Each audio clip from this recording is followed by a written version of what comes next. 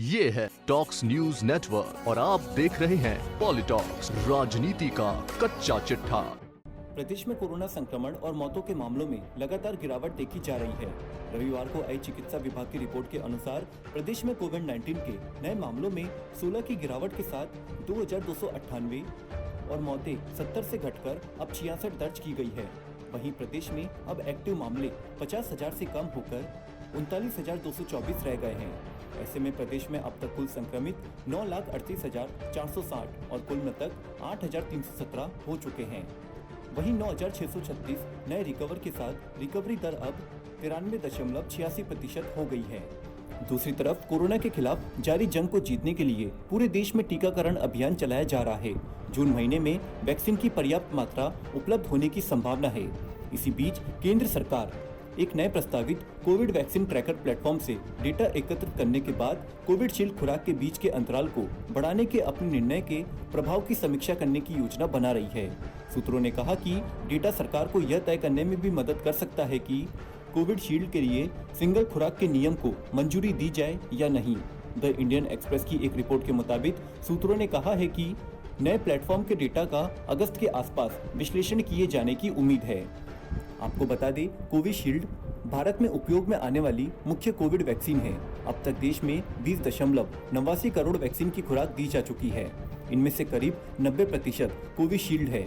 भारत अपने टीकाकरण अभियान में भारत बायोटेक के वैक्सीन का भी उपयोग कर रहा है। इसके अलावा रूस के स्पुतनिक वी के आपातकाल इस्तेमाल की भी मंजूरी दी गई है।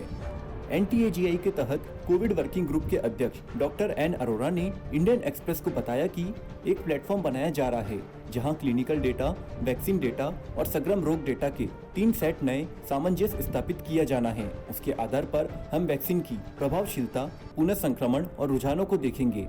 अरोरा के अनुसार मार्च अप्रैल में कोविड के टीकों की प्रभावशीलता का अध्ययन करने की आवश्यकता पर चर्चा शुरू हुई है।